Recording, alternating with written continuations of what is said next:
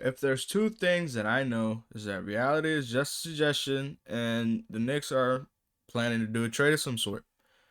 Now here I got a couple trades ready for us to talk about, and we've had a lot of rumors going around. One of the bigger ones is definitely the Zach Lavine one. Now ignore this side for now. The only three that I think have even the slightest bit chance of happening are something with the Bulls, something with the Pelicans, and something with the Sacramento Kings. Now, we're going to start with the Bulls because that's the one that I think might actually happen before the trade deadline. Now, obviously, we're trying to get Zach Lavine, and Zach Lavine is my favorite player in the NBA. If we were to get him, we would have to give up quite a bit. Now, do I want to give up a lot? No, I really don't. And this is the reason.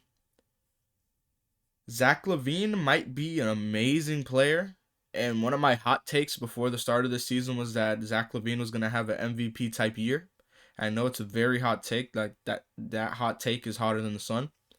But what we would have to give up for him, realistically, is probably way too much. What I think the Knicks would do, we definitely have to get rid of one of our picks for this year, which is either Obi Toppin or Emmanuel Quickly. And seeing that we already have Julius Randle, we might get rid of Obi. Frank being someone else, and then Knox to give them shooting. Now, Knox is slowly falling out of the rotation, and I really think is going to be completely out in a little bit. But not only are these three picks are what I'm planning on sending. I mean these three players, but this year's pick and this year's second round pick from Charlotte. Now we might even throw in the Dallas pick as well, which is what might be the bidding war for this. Maybe even a pick swap because they might believe that they do better. Actually, no, that's not never gonna happen. But I personally believe that we're a better team than the Bulls, and if we get Zach Lavine, we'll be way better than them because they lose their number one scoring option. But this would be the only trade that I would accept. Maybe we throw in someone like Iggy, um, because he's cheap. He's going back to the G League though. Maybe Dennis Smith Jr., but I don't really know how that works with the whole. I don't really know how that works with the whole G League thing. If he's already on the team or anything. But the Zach Lavine one is definitely something that I want to happen. Now, will Leon Rose pull the trigger? Maybe, maybe not, because Tom Thibodeau really does want a star player. And if we do this, we still have quite a bit of cap space left. We still have 15 mil. Of course, we lose that at the trade deadline, so we can try get some more people.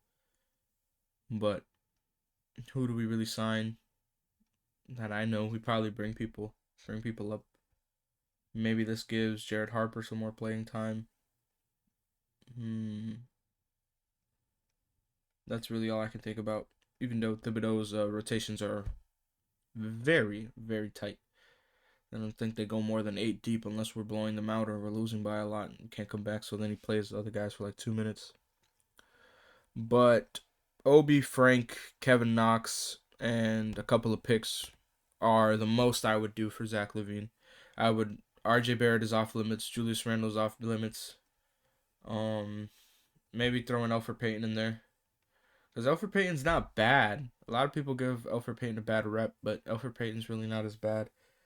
I mean, yeah, maybe we throw in Elfrid Payton, but at the end of the day, I think this is what the trade is. Obi, Frank, Kevin Knox, and 2 or 3 picks. That's what I definitely think. We'll probably throw in the Dallas pick after this one, but most definitely. I want to try and keep the Dallas pick because this draft is looking deep. Next up is something that I'm not really a big fan of. And if you're a part of the CK2K Discord, then this is something we talk about all the time. Now, Lonzo Ball to the Knicks. What do you give up for Lonzo Ball, to be honest? Like, I don't think he's as valuable as people say he is. Now, his contract ends this year, so why like trade for him? Maybe he doesn't want to sign with us, but we're pretty much one of the teams that show the most interest in trading. We'll probably sign him for cheap next year, but if we do get him, the only people I'm willing to send are like Kevin Knox, Frank Ntilikina, Dennis Smith Jr. Definitely wouldn't send Obi for him. Not in a million years. Maybe Iggy.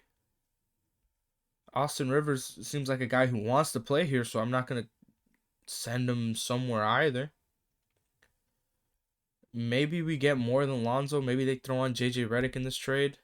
I doubt it, but if JJ Redick comes in, then we lose a whole bunch of cap space. Of course, both of their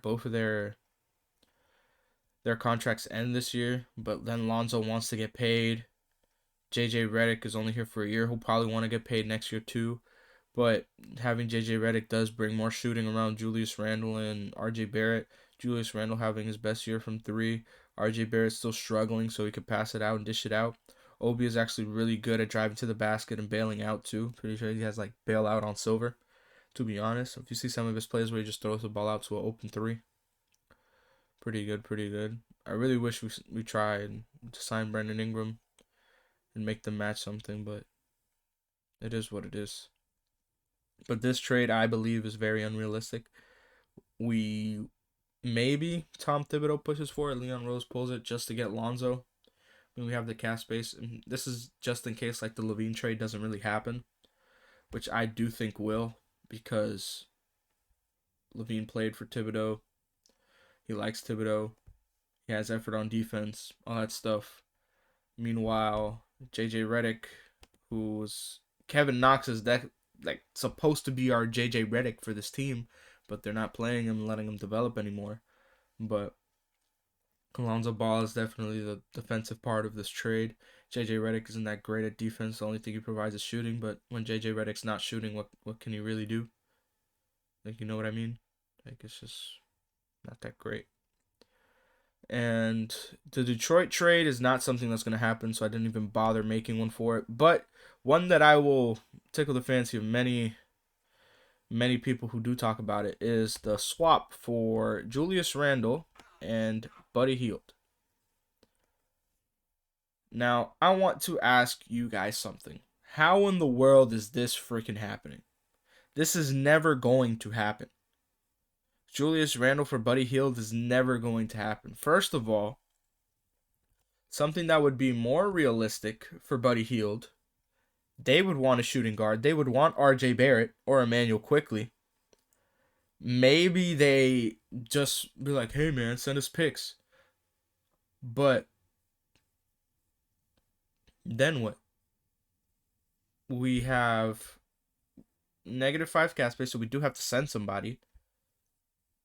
Probably send Frank. They'll probably want Obi because they only have Marvin Bagley and Rashawn Holmes, Bielitsa. Actually, no, maybe they don't want Obi. But they'll definitely want Emmanuel Quickley or Obi, one of our picks from this year. And then one of our picks from here, like they'll probably want, we'll want this year's pick. We'll want the Clippers pick as well.